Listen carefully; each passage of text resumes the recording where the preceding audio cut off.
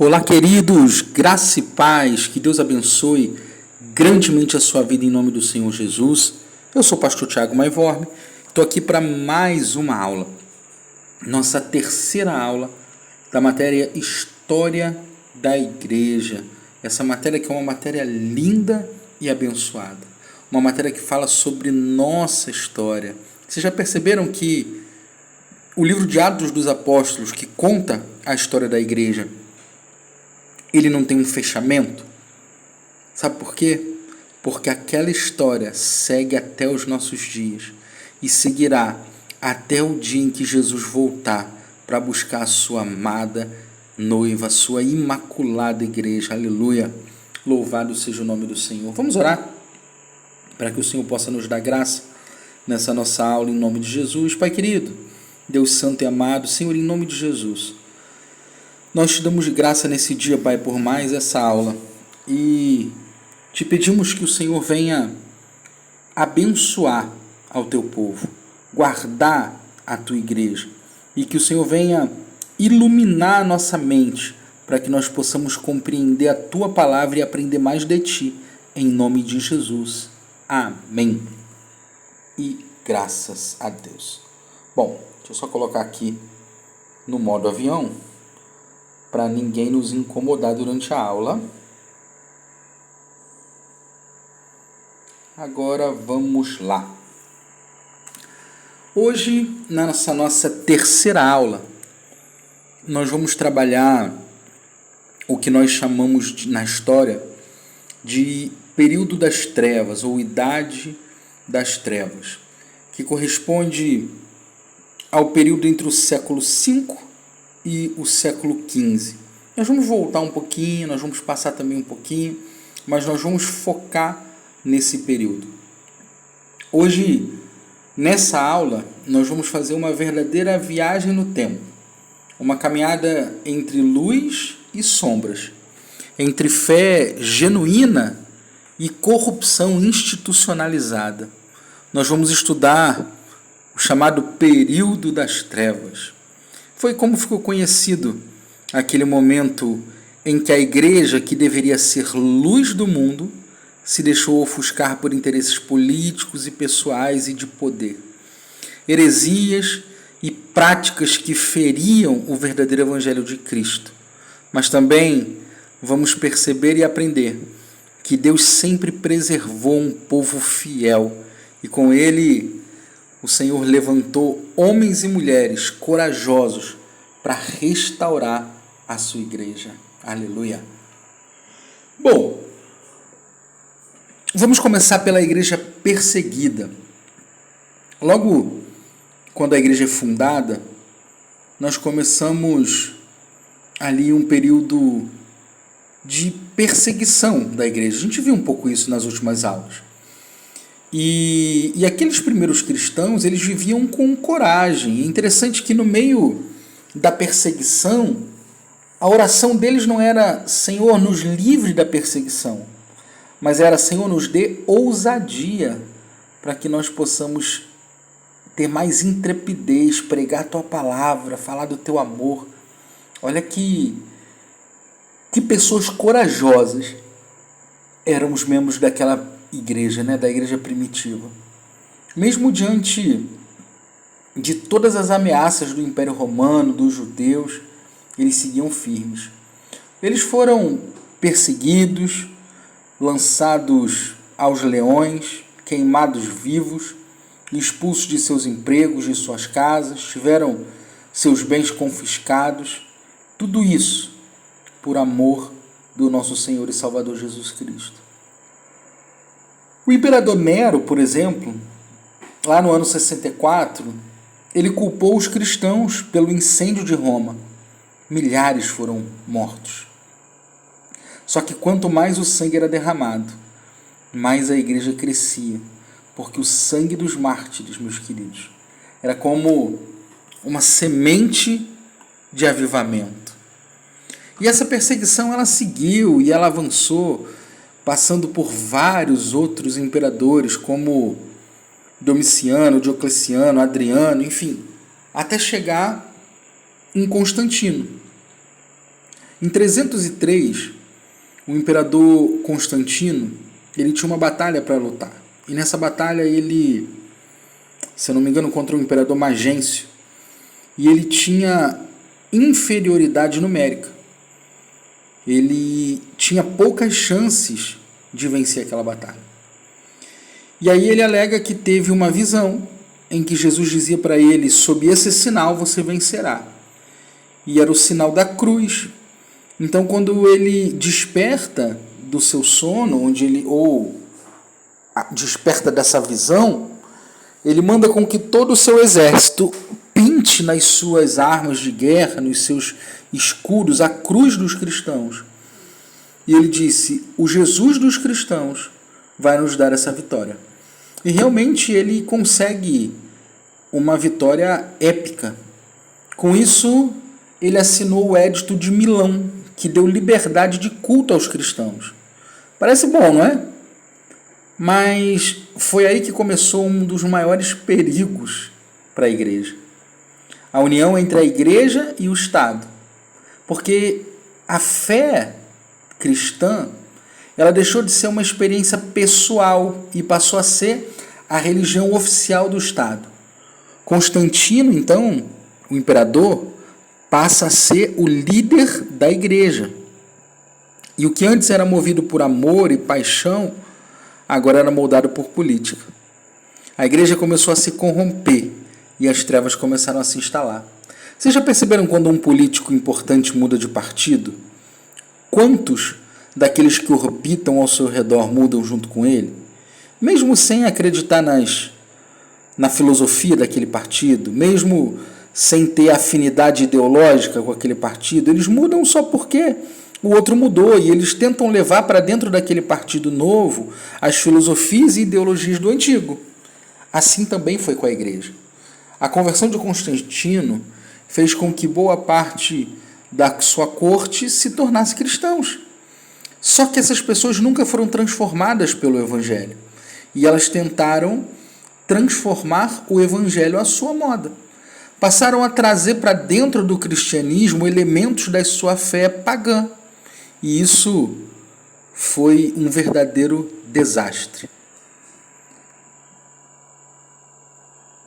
Com o tempo, surgiram doutrinas estranhas às Escrituras, práticas que não vinham de Cristo e nem haviam sido aprendidas com os apóstolos. E eu separei algumas para vocês aprenderem. Por exemplo, no ano 300 foi instituída a oração pelos mortos pelo Papa Caio. No ano 375, a veneração dos santos anjos, o culto aos anjos. A água benta lá no ano 400 pelo Papa Inocêncio. A veneração aos anjos foi pelo Papa Damásio I.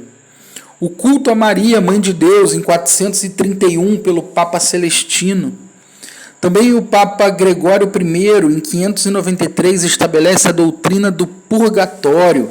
Com certeza vocês já ouviram falar, né? Quando uma alma morre, ao invés de ir para o céu ou para o inferno, ela vai para o purgatório. E ali no purgatório ela fica purgando os seus pecados, ela fica pagando ali os seus pecados, enquanto a sua família ou pessoas queridas na terra acendem vela para ela, rezam missa para ela ou pagam indulgência para ela. Né? E quanto mais indulgências pagarem, mais rápido ela sobe para o céu. E se ninguém cuidar dessa alma, quando terminar o seu período de purgação, ela vai para o inferno. Essa é, assim, a grosso modo, para explicar a vocês rapidamente o que é a doutrina do purgatório, estabelecida em 593 pelo Papa Gregório I. Também o Papa Gregório I, no ano 600, estabelece o latim como idioma obrigatório na liturgia, ou seja, a partir do ano 600, o culto, a missa, ela não é mais celebrada no idioma dos ouvintes. As pessoas que falavam grego, alemão ou qualquer outro idioma, eles não tinham acesso ao culto no seu próprio idioma. Eles iam para a igreja, a missa, a liturgia era celebrada em latim e ponto final. No ano 1069, foi estabelecido pelo Papa Gregório VII a doutrina do celibato sacerdotal obrigatório. A Igreja Católica estava tendo que pagar muito dinheiro de herança para familiares de padres mortos, então ela estabelece o celibato obrigatório para os sacerdotes. No ano 1190, o Papa Clemente III estabelece a venda das indulgências.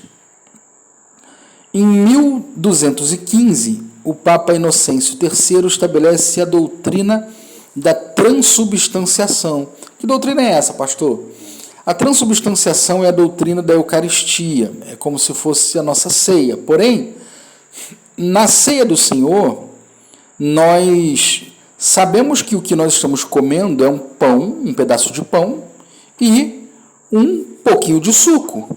Só que eles representam, eles fazem menção ao corpo e ao sangue de Cristo, correto? Pois é, a doutrina da transubstanciação, ela acredita que no momento em que o padre consagra os elementos e que ele molha a hóstia no vinho, que aquilo se transforma no corpo real e verdadeiro de Jesus Cristo. Por isso, por exemplo, que os católicos não tomam o vinho na ceia, só a hóstia, porque no momento em que eles consagram, eles acreditam que através da transubstanciação, o corpo já tem o sangue dentro dele. Então eles não precisam beber o vinho, né, porque eles estão comendo o corpo real e verdadeiro de Jesus Cristo. No ano de 1854, o Papa Pio IX, ele estabelece a Imaculada Conceição de Maria. No ano de 1870, a infalibilidade papal, também pelo Papa Pio IX, enfim. E várias outras heresias foram sendo estabelecidas. Com isso a gente percebe que houve uma verdadeira deforma na Igreja de Cristo. E eu quero gastar um tempinho explicando para vocês acerca disso. Porque, em seguida, antes de eu falar da deforma, deixa eu falar um pouquinho sobre a Inquisição também. Porque o auge da Idade das Trevas, entre o século XII, mais ou menos, e o século XV, a Igreja criou um sistema cruel, chamado de Tribunal da Santa Inquisição. Esse tribunal durou, na verdade, até o século XVI, meados do século XVI. E esse Tribunal da Santa Inquisição, ele dizia que quem discordasse da Igreja era um herege e podia ser torturado e morto em nome de Deus. Tudo isso porque, durante o período das trevas, a Igreja ela ocupou um espaço muito grande. Por que isso? Quando o Império Romano cai, os bárbaros eles passam a governar grande parte do mundo. Só que o Império Romano era um império organizado. Os bárbaros não eram organizados. Logo, a única instituição forte e organizada que existia e permanecia firme de pé era a Igreja, porque Jesus prometeu que as portas do inferno não prevaleceriam sobre ela. Vocês se lembram? Então a Igreja não caiu, a Igreja não foi destruída, a Igreja permaneceu. Então a Igreja passa, nesse período, a comandar praticamente tudo que existia.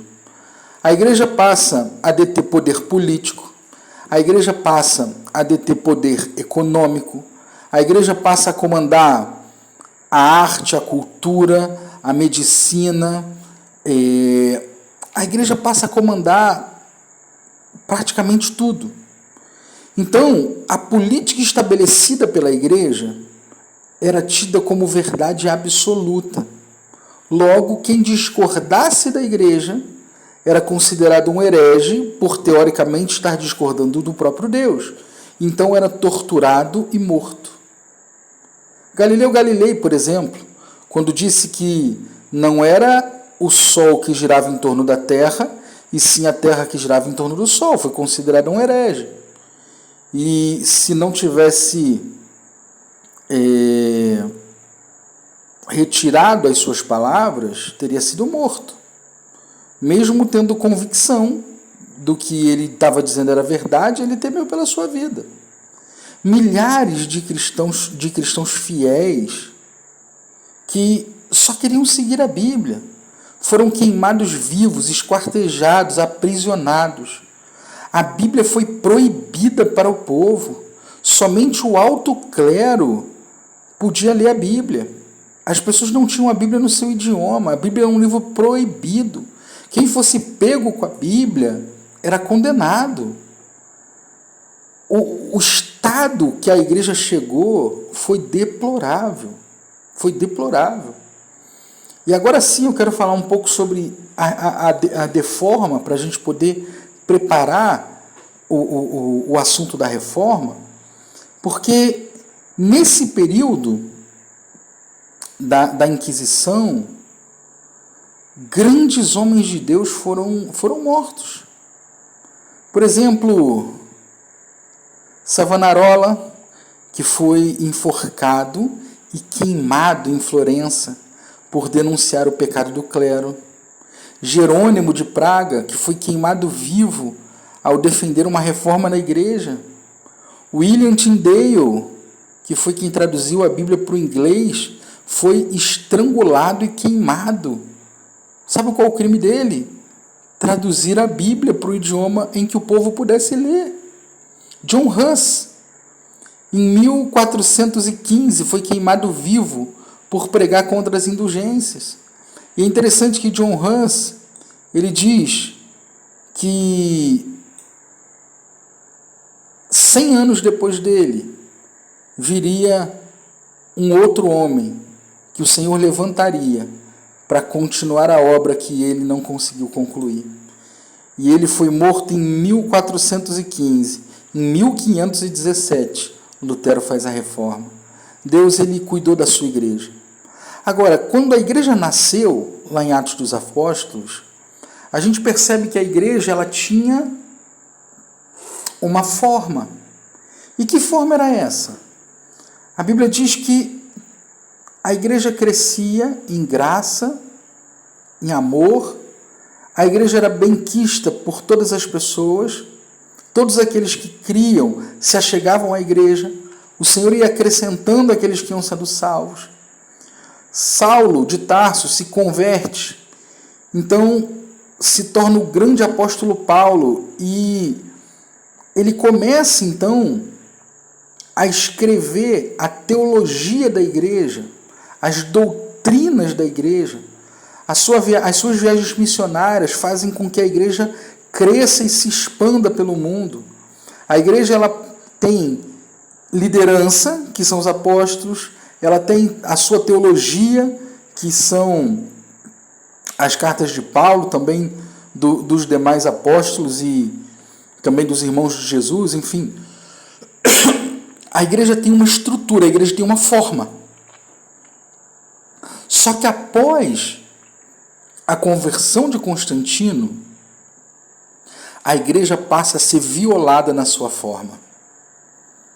E esse processo de destruição da forma se chama deforma. O período das trevas foi um período de acentuada deforma da igreja de Jesus. A igreja foi completamente deformada.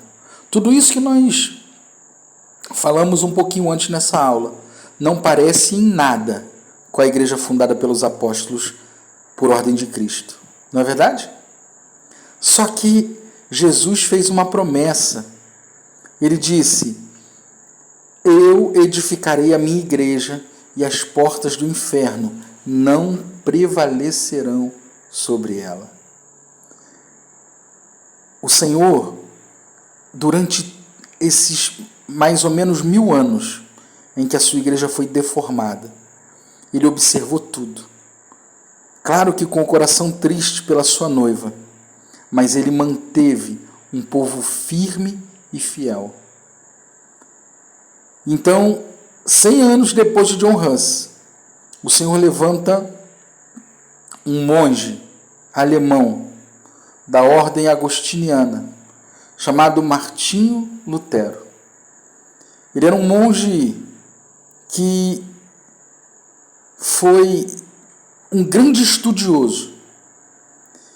E ele tinha muitos problemas com Deus, porque ele tinha dificuldade de compreender a salvação pela forma que era ensinada pela Igreja Católica. Então ele tinha muitos problemas com os seus pecados, ele tinha muitos problemas com a questão da justiça de Deus, e ele se autoflagelava para tentar buscar conforto, para tentar buscar uma luz, a salvação para a sua alma, mas ele não encontrava. Até que ele teve contato com as Sagradas Escrituras, que somente o alto clero era permitido. Nem mesmo os monges, os freis, os padres era permitido ter contato com a Bíblia. Mas quando Lutero teve contato com as Escrituras e ele começou a estudá-la a partir da carta de Paulo aos Romanos, que para mim, sem dúvida, é a obra-prima do apóstolo Paulo.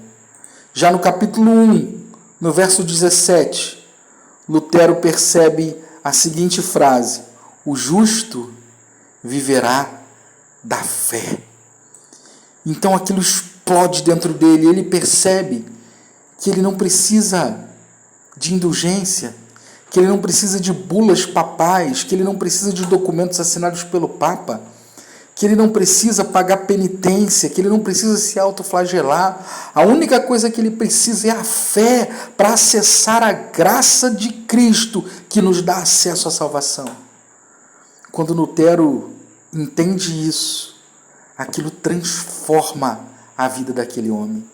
E ele então começa a lutar contra tudo que era podre na Igreja de Cristo, que era até então a Igreja Católica Romana. Foi então que culminou os estudos dele em 95 teses, que ele confrontava e combatia 95 pontos da Igreja Católica. Então ele introduz na porta da igreja do castelo de Wittenberg as suas 95 teses. Lutero não queria criar uma nova religião, ele queria reformar a igreja. E o que significa reformar? Reformar significa dar novamente a forma original daquilo que perdeu a sua forma. A Igreja de Cristo tinha uma forma, ela perdeu a sua forma porque ela foi deformada. Lutero então queria reformar a igreja. E ele descobriu uma verdade, que o justo vive da fé. Gente, a reforma se espalhou por toda a Europa. Com Lutero na Alemanha, Calvino na Suíça, Zwinglio também em Zurique, na Suíça, depois os anabatistas, os puritanos, os wesleyanos, os reformados, enfim. A reforma ela ganhou o mundo. A Bíblia começou a ser traduzida e impressa e entregue ao povo. O culto voltou a ser na língua do povo. E o mais importante, a salvação voltou a ser entendida e compreendida como ela é, pela graça, mediante a fé em Cristo, não por obras. Por fim, meus queridos, para finalizar essa aula, eu quero dizer para vocês que o período das trevas nos ensina que quando a igreja se afasta da palavra, a escuridão toma conta. Mas também nos mostra que Deus sempre preserva um povo fiel e que a luz da reforma brilha até hoje nas nossas igrejas e nos nossos corações, e que nós também possamos ser reformadores do nosso tempo, que nós não venhamos nos calar diante dos erros mas que possamos viver com coragem, com fidelidade e com amor por Cristo e pelo Evangelho de Cristo. Que Deus abençoe grandemente a sua vida. Em nome do Senhor Jesus. E até a próxima aula.